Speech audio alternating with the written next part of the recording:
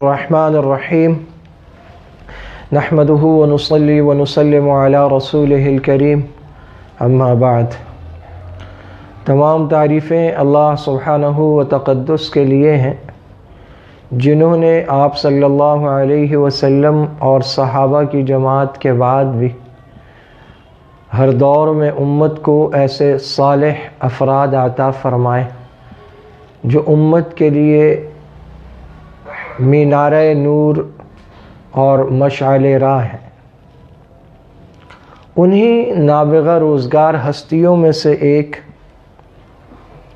حضرت عمر بن عبدالعزیز رحمۃ اللہ علیہ ہیں، جنہیں خلیفہ راشد اور خلیفہ خامس بھی کہا جاتا ہے۔ انہیں خلافت راشدہ کا تسلسل بھی کہا جاتا ہے۔ عمر بن عبدالعزیز رحمۃ اللہ علیہ،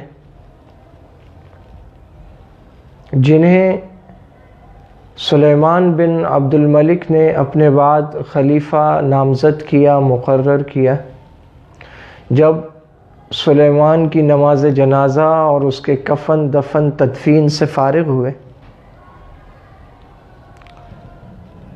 تو وہاں سے نکلے تو آپ کی سواری کے لیے شاہی گھوڑے اور شاہی دستہ وہ موجود تھا کہ اب آپ امیر المومنین تھے، تو جو آپ سے پہلے کے خلفاء نے ایک اپنا پروٹوکول مقرر کیا ہوا تھا وہ موجود تھا۔ آپ نے وہ لینے سے انکار کیا اور کہا کہ یہ سب لے جاؤ، میرے لیے میرا خچر کافی ہے میری سواری کے لیے، اور اپنے خچر پر سوار ہو گئے۔ گھر کے باہر جب پہنچے دیگر امور سے فارغ ہو کر، تو آپ کے غلام نے کہا کہ آج آپ بڑے غمگین نظر آتے ہیں۔ تو عمر بن عبدالعزیز نے کہا کہ کیا آج کے دن اس پوری کائنات میں مجھ سے زیادہ غمگین ہونے کے قابل کوئی شخص ہے؟ میں چاہتا ہوں کہ اپنی موت سے پہلے ہر حقدار کو اس کا حق پہنچا دوں۔ اور جب آپ گھر میں داخل ہوئے تو زار و قطار رو رہے تھے اور آپ کی داڑھی آنسوؤں سے بھیگی ہوئی تھی۔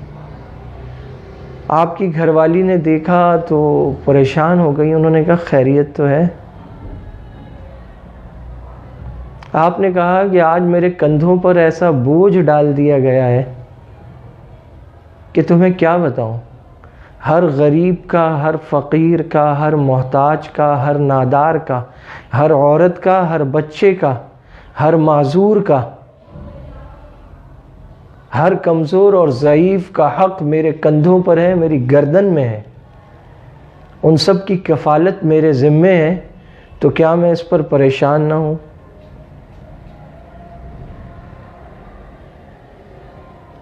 آپ کی زوجہ محترمہ فاطمہ بنت عبد الملک بن مروان ایک منفرد لحاظ سے ایک ایسی خاتون ہے کہ اسلامی تاریخ نے ایسی عورت نہیں دیکھی۔ ان سے کہا کہ فاطمہ تو سارا زیور، اگر میرے ساتھ رہنا چاہتی ہو تو وہ سارے زیورات بیت المال میں جمع کرا دو۔ ان کے پاس ایک خاص موتی بھی تھا جو ان کو ان کے والد عبد الملک نے تحفے میں دیا تھا، بڑا قیمتی تھا۔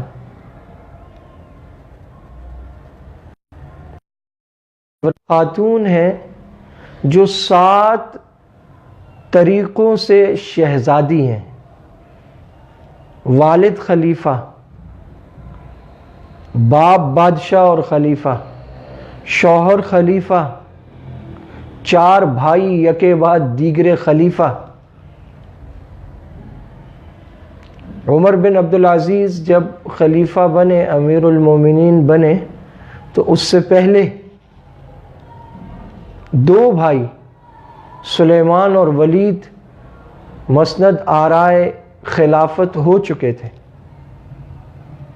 اور عمر بن عبدالعزیز کے بعد جو ولی عہد تھا ان کا، جسے سلیمان نے مقرر کیا تھا، یزید بن عبد الملک، وہ بھی انہی کا بھائی تھا، اور پھر اگلا جو بادشاہ بنا وہ بھی ان کا بھائی تھا۔ جب آنکھ جو عمر بن عبدالعزیز رحمۃ اللہ علیہ کی گھر والی ہیں، زوجہ محترمہ، عمر بن عبدالعزیز اس سے پہلے مدینہ کے گورنر رہے تھے،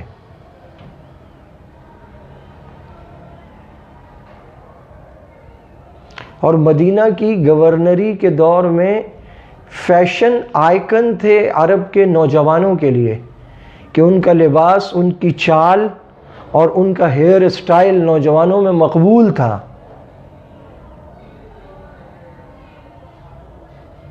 زید بن اسلم کہتے ہیں کہ میں نے ان کو گورنری کے دور میں دیکھا کہ جسم فربہ تھا، اور ان کے پائجامے کا ازاربند فربہی کے باوصف پیٹ میں گھستا تھا،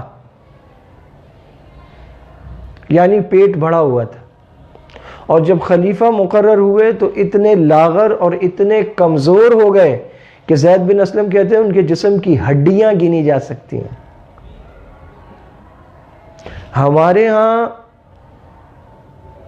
تو ایک کونسلر بن جائے، بی ڈی ممبر بن جائے، یونین کونسل کا کونسلر بن جائے، M P A M N A, تو بہت بڑی بات ہے۔ اس کے ہوش ٹھکانے نہیں رہتے، لوگ کرسی کے حصول کے لیے دھوکے دیتے ہیں، فراڈ کرتے ہیں، قتل و غارت تک جا پہنچتے ہیں۔ عمر بن عبدالعزیز کا حال دیکھیے کہ آپ کو خلافت مل رہی ہے، مسلمانوں کی امارت مل رہی ہے۔ سلیمان بن عبد الملک نے آپ کو خلیفہ مقرر کیا، تو اپنے جس بیٹے کو وہ بنانا چاہتا تھا وہ بیٹا فوت ہو گیا تھا، اور جس دوسرے بیٹے کو بنانا چاہتا تھا وہ دمشق تھا، ایک عرصے سے وہاں تھا، اور اس کے مشیر رجا بن حیوہ نے کہا کہ کہا نہیں جا سکتا کہ وہ زندہ ہے یا نہیں، اور اس وقت تک پہنچے گا یا نہیں۔ عمر بن عبدالعزیز کو مقرر کر دیں۔ سلیمان نے کہا مجھے ڈر ہے کہ میرا خاندان یعنی بنو امیہ کے دیگر لوگ وہ بیعت سے انکار نہ کر دیں۔ تو رجا نے کہا ایسا کریں کہ عمر بن عبدالعزیز کو اپنے بعد نامزد کر دیں، اور اپنے بھائی یزید بن عبد الملک کو اس کے بعد ولی عہدی دے دیں، ان کو تسلی ہو جائے گی کہ عمر بن عبدالعزیز کے بعد پھر پلٹ کے ہمارے گھر میں آئی جائے گی خلافت۔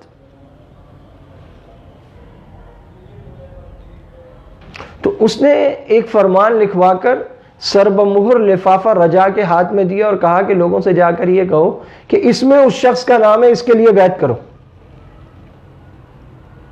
وہ کہتے ہیں میں لفافہ لے کر نکلا تو راستے میں مجھے اسی خاندان کا حشام ملا، اس نے کہا اس لفافے میں کس کا نام ہے مجھے بتاؤ، مجھے اس بات کا ڈر ہے کہ کہیں سلیمان نے مجھے محروم نہ کر دیا ہو۔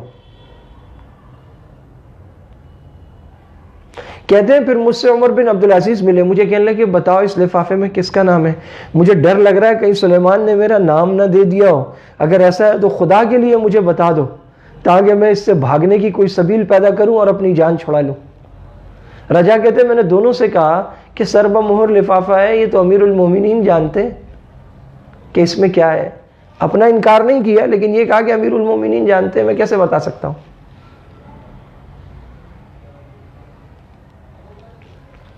حضرت عمر فاروق رضی اللہ تعالیٰ عنہ کا یہ قول مشہور ہے، وہ کہتے تھے کہ میری اولاد میں ایک ایسا شخص پیدا ہوگا جس کے چہرے پر ایک داغ ہوگا، اور وہ زمین کو عدل سے انصاف سے بھر دے گا۔ آپ کا یہ بھی فرمان ہے کاش میں زمانہ پاتا اپنی اولاد میں اس شخص کا جو زمین کو عدل سے بھر دے گا۔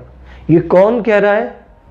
یہ عدل و انصاف کا امام عمر بن خطاب کہہ رہا ہے رضی اللہ تعالی عنہ۔ عبداللہ بن عمر رضی اللہ تعالی عنہ کا ایک صاحبزادہ تھا جس کا نام تھا بلال، اس کے چہرے پر بھی ایک داغ تھا. تو شروع میں لوگ سمجھتے تھے شاید حضرت عمر کے قول کا مصداق یہ ہوں گے، لیکن جب عمر بن عبدالعزیز خلیفہ بنے تو پھر لوگ سمجھ گئے کہ اس کے مصداق عمر بن عبدالعزیز ہیں.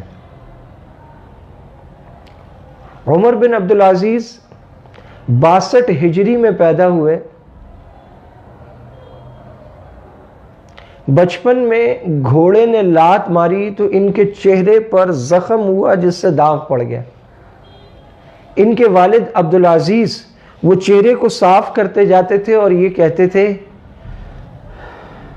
کہ اگر تو حضرت عمر کے فرمان والا وہی داغدار چہرے والا ہے تو یہ زخم تجھے مبارک ہو. خون صاف کرتے جاتے تھے اور یہ کہتے جاتے تھے. آپ کو عمر ثانی کہا جاتا ہے، آپ کا نام بھی عمر ہے، عمر بن عبدالعزیز. مروان کے بیٹے عبد الملک کے بعد ولی عہد عبدالعزیز تھے جو عمر کے والد تھے، عمر بن عبدالعزیز کے. وہ خلیفہ بننے والے تھے لیکن ان کا انتقال عبد الملک کے سامنے ہو گیا تو اس نے پھر بڑی آسانی سے اپنے بیٹوں میں خلافت منتقل کر دی. اللہ کا کرنا یہ ہوا کہ وہ پلٹ کر پھر آئی عبدالعزیز کی اولاد میں اور عمر بن عبدالعزیز خلیفہ مقرر ہوا. پہلے بہت اچھے کپڑے پہنتے تھے اور اپنا بڑا خیال رکھتے تھے. جب خلیفہ بنے تو فقیرانہ وضع اختیار کی، شاہی طمطراق چھوڑ دیا، شاہی سواری چھوڑ دی، شاہی دستہ چھوڑ دیا. شاہی استبل میں 100 گھوڑے تھے. استبل کا نگران ایک دن حاضر ہوا اور اس نے کہا کہ گھوڑوں کی نگہداشت اور چارے کے لیے مجھے کچھ رقم دیجیے. تو آپ نے کہا کہ مجھے تو ان گھوڑوں کی کوئی حاجت ہی نہیں ہے، ان کو لے جاؤ شام کی طرف، وہاں لے جا کے بیچ دو محاذ پر، اور جو رقم ملے وہ بیت المال میں داخل کر دو. مجھے اس کی حاجت نہیں ہے، میری سواری کی میرا خچر کافی ہے میرے لیے.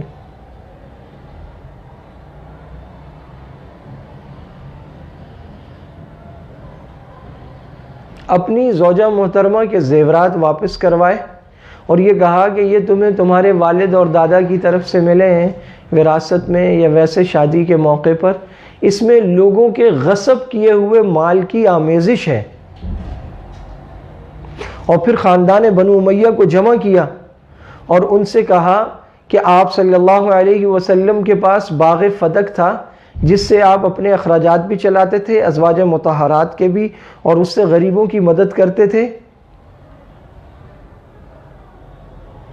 بیواؤں کا نکاح کرا دیتے تھے. ایک دفعہ اس کے بارے میں سیدہ فاطمہ الزہرا رضی اللہ تعالی عنہ نے سوال کیا تو آپ نے انکار فرما دیا.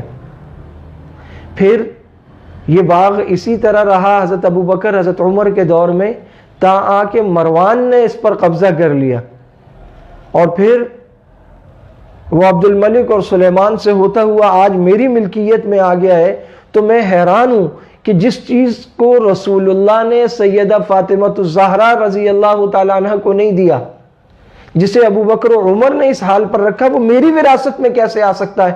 میں تم سب کو گواہ بنا کر یہ باغ فدق بیت المال کو واپس کرتا ہوں، یہ اسی حال میں رہے گا.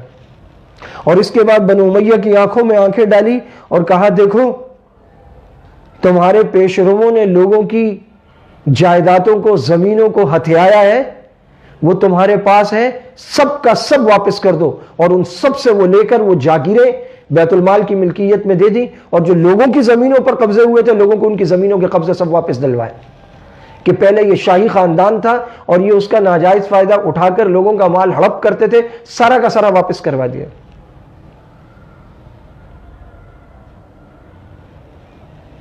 پوری خلافت میں جہاں جہاں چنگیاں تھی، ٹیکسز تھے راستوں کے، ختم کر دیے.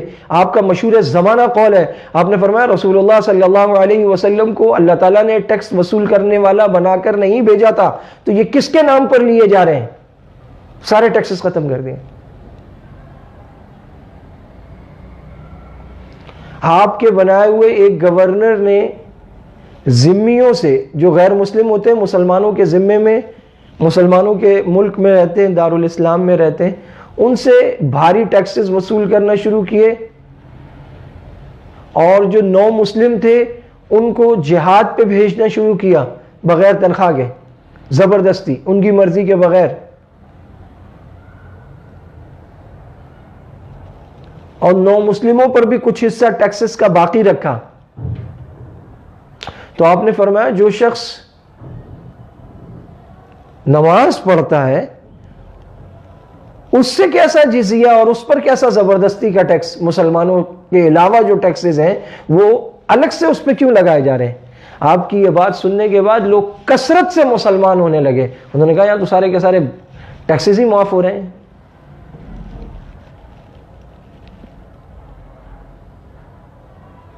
عدل و انصاف سے زمین کو بھر دیا عمر بن عبدالعزیز رحمۃ اللہ علیہ نے۔ آپ کی گھر والی فاطمہ بنت عبد الملک بن مروان، وہ کہتی ہیں گھر آتے تھے تو سجدے میں گر کر رونا شروع کر دیتے تھے، روتے جاتے تھے، روتے جاتے تھے، روتے جاتے تھے، اسی حال میں سو جاتے تھے، گر جاتے تھے۔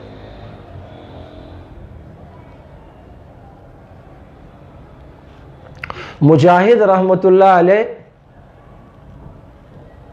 بہت بہت بہت بڑے عالم ہیں، تفسیر کے تو عالم ہیں ہی اور بڑے علوم کے عالم ہیں، اہل علم ان کے نام سے واقف ہیں۔ صرف لفظ مجاہد آتا ہے تو معلوم ہوتا ہے کہ یہ کون نابغہ روزگار ہستی ہے۔ یہ مجاہد کا قول ہے۔ مجاہد کہتے ہیں کہ ہم عمر بن عبدالعزیز کے پاس یہ سوچ کر گئے، یعنی ہم سے مراد علماء کی جماعت جس میں مجاہد بھی تھے، کہ عمر بن عبدالعزیز ہم سے سیکھیں گے، انہیں فائدہ ہوگا، پھر مسلمانوں کو فائدہ ہوگا۔ فرماتے ہیں جب ہم عمر بن عبدالعزیز کے پاس پہنچے اور ان کے علم و فضل کو دیکھا تو ہم نے ان سے بہت سیکھا اور ہمیں ان سے بہت فائدہ ہوا۔ یہ مجاہد کہہ رہے ہیں۔ آپ کے والد نے بچپن میں ہی عبدالعزیز نے عمر بن عبدالعزیز کو، اپنے بیٹے کو مدینہ بھیج دیا تھا۔ فقہائے مدینہ کی صحبت میں آپ رہے اور ان سے علم و فضل حاصل کیا۔ علماء کہتے ہیں اگر آپ خلیفہ نہ ہوتے تو آپ صاحب مذہب امام ہوتے۔ اتنا اللہ تعالیٰ نے آپ کو علم عطا فرمایا تھا اور اتنا آپ کو تفقہ عطا فرمایا تھا کہ فقہائے مدینہ انہوں نے آپ کی تربیت کی تھی۔ آپ حضرت عمر رضی اللہ تعالیٰ عنہ کی اولاد میں سے تھے، وہ ایسے کہ آپ حضرت عمر رضی اللہ تعالیٰ عنہ کی پوتی کے صاحبزادے تھے۔ حضرت عمر کے بیٹے عاصم بن عمر بن خطاب،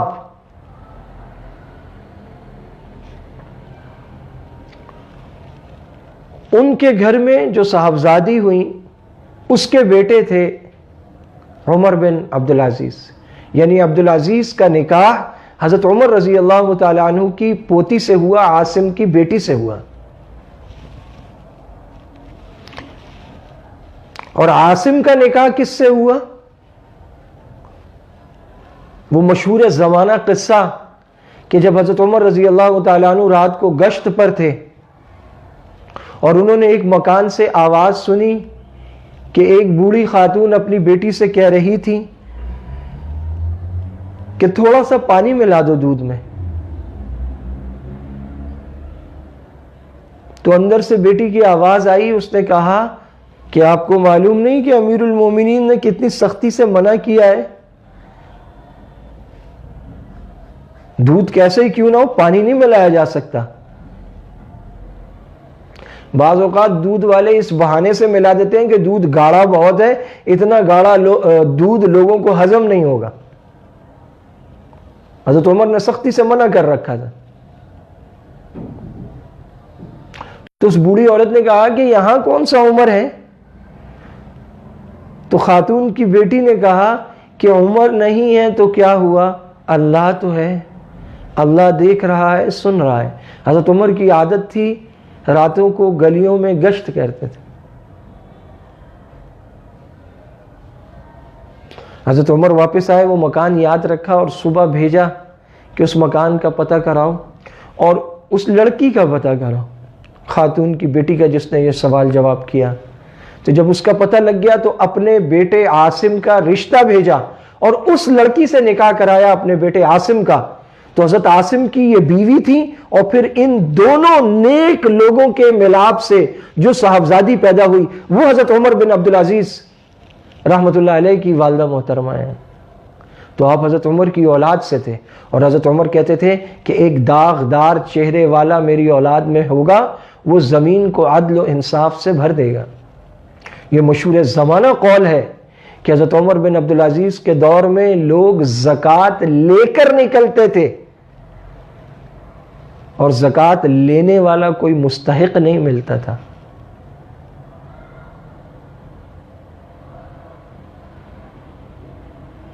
بنو امیہ والے آپ سے بڑے تنگ تھے، وہ خاندان تنگ تھا، جن کی جاگیریں واپس ہو گئیں، جن کے مال واپس ہو گئے، جن کو نذرانے ملنا بند ہو گئے۔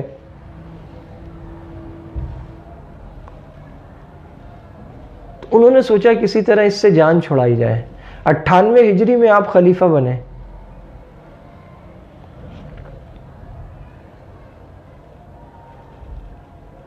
اور حضرت عمر بن عبدالعزیز کو مارنا یا ان سے انتقام لینا بہت آسان تھا، نہ وہ اپنی حفاظت کی پرواہ کرتے تھے نہ کھانے کی پرواہ کرتے تھے۔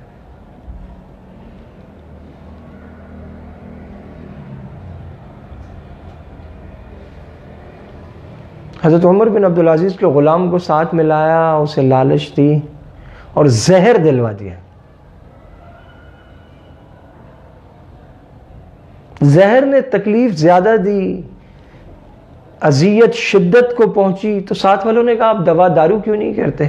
انہوں نے کہا جب مجھے زہر دیا گیا نا، اگر اس وقت مجھے کوئی کہتا کہ یہ ہاتھ اٹھاؤ اور اپنے کان کی لو سے لگاؤ اور اس سے ٹھیک ہو جاؤ گے، خدا کی قسم میں وہ بھی نہیں کرتا۔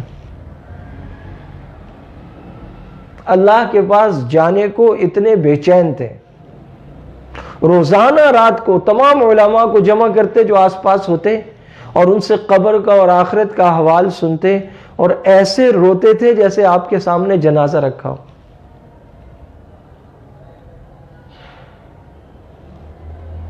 مہران بن میمون کہتے ہیں کہ خطبہ جمعہ کے وقت آپ کو دیکھا گیا کہ آپ کے کرتے پر آگے پیچھے 12 پیوند لگے ہوئے تھے۔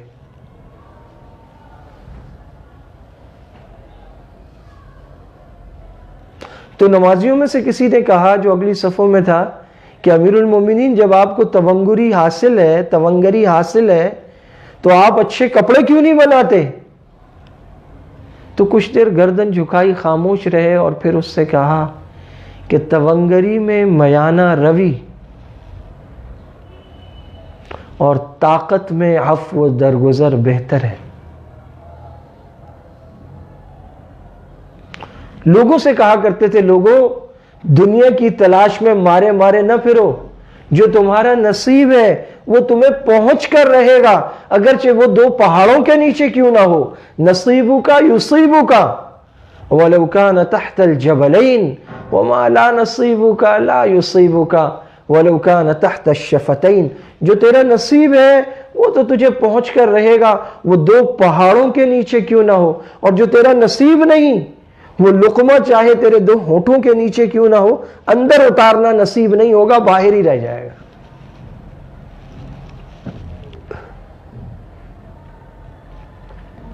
اس غلام کو بلوایا اور اس سے کہا کہ تو نے مجھے زہر کیوں دیا؟ اس نے کانپتے ہوئے کہا کہ مجھے لالچ دیا گیا تھا، مجھے 1000 دینار دیے گئے تھے۔ آپ نے کہا جا وہ پیسے لے کے آ۔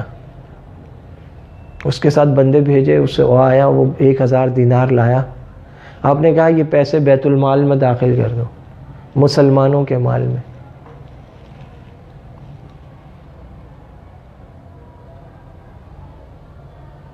اور غلام سے کہا کہ جا بھاگ جا، آئندہ یہاں نظر مت آنا۔ اسے دوڑا دیا، کیونکہ معلوم تھا کہ اس بیماری میں چلا جاؤں گا اور بعد میں اس کی تکہ بوٹی ہو جائے گی۔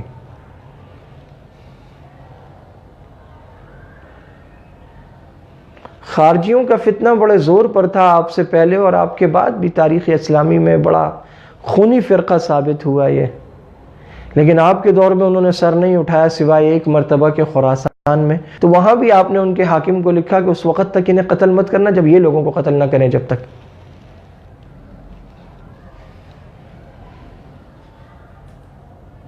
خلیفہ بنتے ہی آپ نے حکم جاری کیا کہ حضرت علی رضی اللہ تعالی عنہ پر جو سب و شتم کیا جاتا ہے، جو ان کو برا بھلا کہا جاتا ہے ممبر سے، وہ بند کیا جائے۔ بنو امیہ کی عادت تھی کہ وہ خطبے میں بھی باز نہیں آتے تھے، بعض اوقات حضرت علی رضی اللہ تعالی عنہ پر طعن کر جاتے تھے۔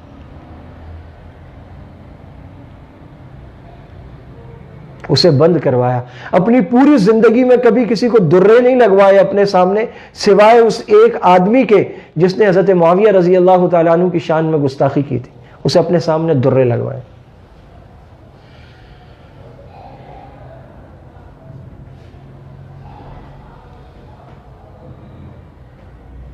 ایک دفعہ فاطمہ سے، جو بڑی وفادار بیوی تھی، جو 7 واسطوں سے ملکہ اور شہزادی تھی، جس نے واقعی وفا نبھائی، عجیب خاتون تھی۔ حضرت عمر بن عبدالعزیز کے انتقال کے بعد ان کا اگلا بھائی یزید بن عبد الملک خلیفہ بنا۔ اس نے اپنی بہن کو بلوایا اور کہا کہ اگر آپ چاہیں تو بیت المال سے اپنے وہ سارے زیورات واپس لے لیں جو عمر کے کہنے پر آپ نے بیت المال میں داخل کرائے تھے۔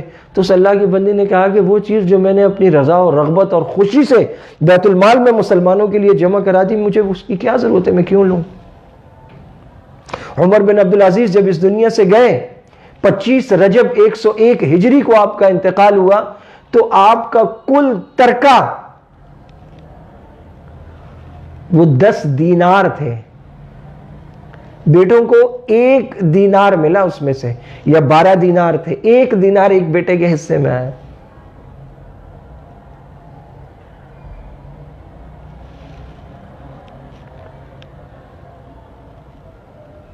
محمد بن ابی بکر کے ایک پوتے ہیں، ان کا قول ہے کہ عمر بن عبدالعزیز کے بیٹوں کو ترکے میں 1 دینار ملا، اور حشام بن عبد الملک کی اولاد کو اپنے باپ سے ایک ایک بیٹے کو 10 لاکھ درہم ترکے میں ملے۔ اور پھر وہ قسم کھا کے کہتے ہیں کہ میں نے اپنی آنکھوں سے دیکھا کہ عمر بن عبدالعزیز کے بیٹے اس حال میں تھے کہ وہ اپنے باپ کے بعد ایک وقت میں 100 گھوڑے اللہ کے راستے میں جہاد کے لیے دے رہے تھے، اور دوسری طرف میں نے حشام بن عبد الملک کے بیٹوں کو بعد میں اس حال میں دیکھا کہ وہ لوگوں سے صدقہ وصول کر رہے تھے۔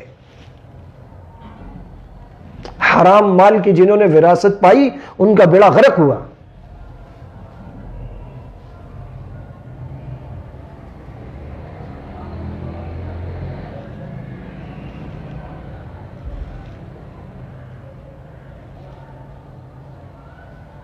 ایک دفعہ غلام نے زنان خانے میں شکایت کی، اس نے کہا مسور کی دال کھا کھا کے منہ دکھ گیا ہے، ایک عرصے سے یہی کھا رہا ہوں۔ تو گھر سے یہ جواب آیا کہ تمہارے آقا کا بھی یہی حال ہے، ان کی بھی یہی غذا ہے۔ عید کے دن عمر بن عبدالعزیز اپنے بیٹوں اور بیٹیوں کو دیکھ کر رو پڑے کہ سب کے پاس پرانے کپڑے تھے۔ کہنے لگے میں تم سے معافی مانگتا ہوں کہ میں تمہارا باپ ہوں، لیکن تمہیں عید پر نئے کپڑے بنوا کے نہیں دے سکا۔ ایک دفعہ گھر میں داخل ہوئے تو بیٹیاں منہ پہ ہاتھ رکھ رکھ کے قریب آ رہی تھی، بات کر رہی تھی۔ انہوں نے گھر والی سے پوچھا کیا بات ہے، ایسا کیوں ہو رہا ہے؟ انہوں نے کہا کئی دن سے پیاس سے روٹی کھا رہی ہیں۔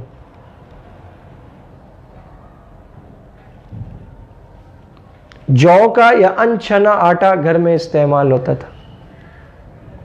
گھر میں مزدور کام کر رہا تھا، ایک اور عورت آئی تو اس نے فاطمہ سے کہا کہ فاطمہ سامنے مزدور کام کر رہا ہے اور تم پردہ نہیں کر رہی؟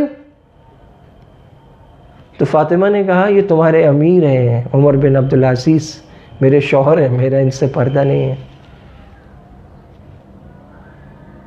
ایک دفعہ فاطمہ سے کہا اپنی بیوی سے کہ فاطمہ انگور کھانے کو بڑا دل کر رہا ہے، تمہارے پاس کچھ ہے؟ انہوں نے کہا میرے پاس تو پھوٹی کوڑی نہیں ہے۔ تو وہ کہنے لگی بیت المال سے کچھ قرض لے کے لے لیتے ہیں۔ انہوں نے کہا نہیں، یہاں کے انگوروں کے بدلے جہنم کی رگڑے نہیں کھانا چاہتا۔ ایک دفعہ گھر میں ذکر کیا کہ انار کھانے کا بڑا دل کر رہا ہے،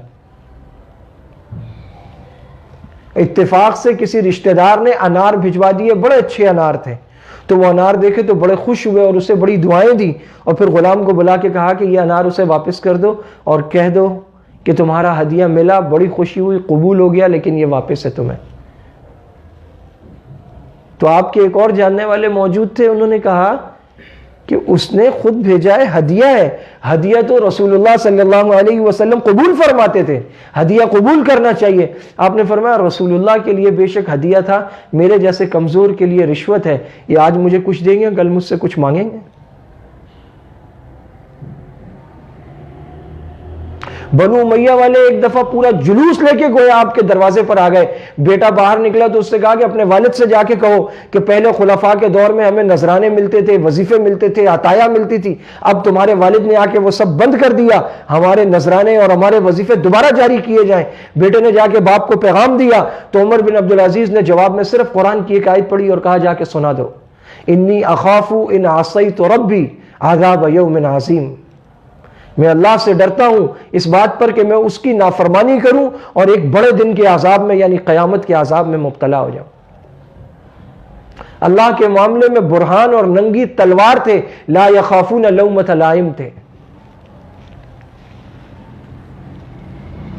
موصل کے گورنر نے آپ کو لکھا کہ ہمیں سرکاری خزانے سے پیسے بھیجیں، ہم یہاں کے راستوں کی مرمت کریں اور چوکیاں بنوائیں اور قلعوں کی مرمت کریں، انہیں محفوظ بنائیں تاکہ حملوں سے محفوظ رہ سکیں۔ تو آپ نے انہیں لکھا کہ ظلم بند کرو اور عدل و انصاف سے قلعوں کو مضبوط بناؤ، کہ جب تم عدل و انصاف کرو گے تو تمہارے قلعوں کو دیواروں کی یا مرمت کی ضرورت نہیں پڑے گی، وہ اس کے باوجود کہ وہ ان کی دیواریں کمزور ہوں گی مضبوط ہو جائیں گے، کیونکہ کوئی تم پر حملہ کرے گا ہی نہیں۔ کہا عدل و انصاف سے بہتر کوئی چیز نہیں، اس سے قلعوں کو مضبوط کرو اور لوگوں کے حق دے کر راستوں کو ظلم سے پاک کر دو، تمہیں نہ مرمت کی ضرورت پڑے گی نہ تعمیر کی ضرورت پڑے گی۔ یہ ہے طریقہ عمارت نبھانے کا، امانت کے مال کو استعمال کرنے کا، جب وقت آئے تو اللہ کے حضور اپنی گواہی لکھوا دینے کا۔ حضرت عمر رضی اللہ تعالیٰ عنہ کے بعد کئی روایات صرف حضرت عمر بن عبدالعزیز کے دور کے بارے میں ہے کہ اس دور میں بھی بھیڑیا بکریوں کو کھاتا نہیں تھا۔ چروائے کہتے ہیں ہماری بکریوں کو کبھی کسی بھیڑیا نے نقصان نہیں پہنچایا۔ کیوں؟ ایک مرتبہ پھر عمر بن الخطاب والا عدل و انصاف عمر بن عبدالعزیز کے دور میں واپس پلٹ آیا تھا۔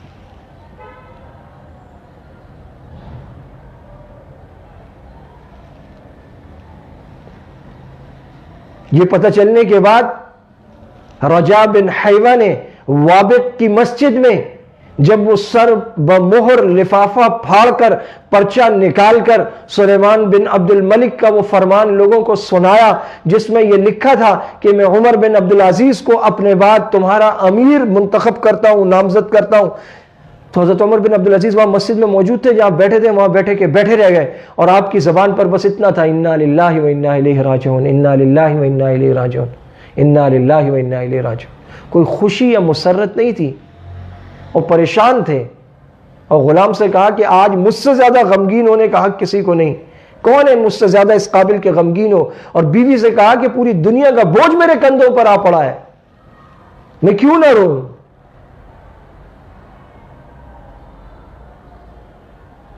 علماء کی صحبت کو پسند کرتے تھے، قبر اور آخرت کے ذکر کو پسند کرتے تھے۔ بنو امیہ نے ان کی پھپھی، ان کا نام بھی فاطمہ تھا، فاطمہ بنت مروان کو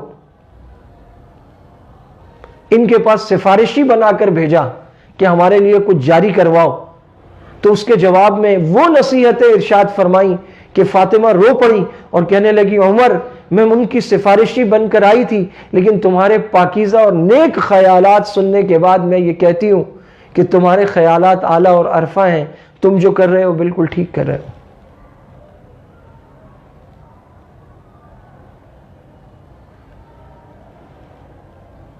جب آخری وقت تھا تو سب سے کہا مجھے اکیلا چھوڑ دو۔ دروازے پر آپ کی زوجہ محترمہ فاطمہ اور فاطمہ کے بھائی یزید کھڑے تھے۔ 2 آدمی. وہ کہتے ہیں ہم نے اندر سے آواز سنی, انہوں نے کہا بسم اللہ الرحمن الرحیم, تشریف لائیے. یہ صورتیں نہ تو انسانوں کی ہیں نہ جنوں کی ہیں, تشریف لائیے. اور پھر قرآن کریم کی ایک آیت پڑھی اور کلمہ پڑھا اور داعی اجل کو لبیک کہا.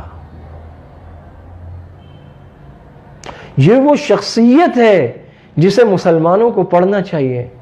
2 سال اور چند مہینے کی خلافت میں دنیا کو عدل و انصاف سے بھر دیا.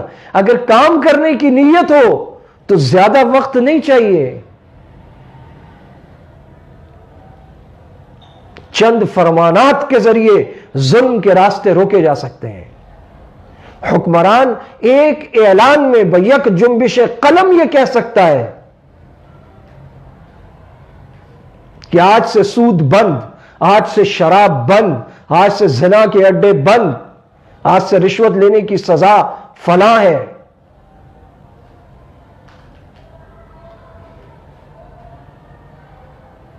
عمر بن عبدالعزیز کی زندگی منصب سے بھاگنا اور جب ذمہ داری کندھوں پر پڑ جائے تو پھر اسے جاں فشانی سے نبھانا, اس میں ہمارے لیے سبق ہے, ہمارے لیے درس ہے, ہمارے لیے عبرت ہے, ہمارے لیے موعظت ہے, ہمارے لیے نصیحت ہے.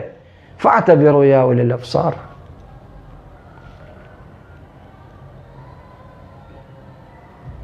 اللہ سبحانہ و تقدس ہم سب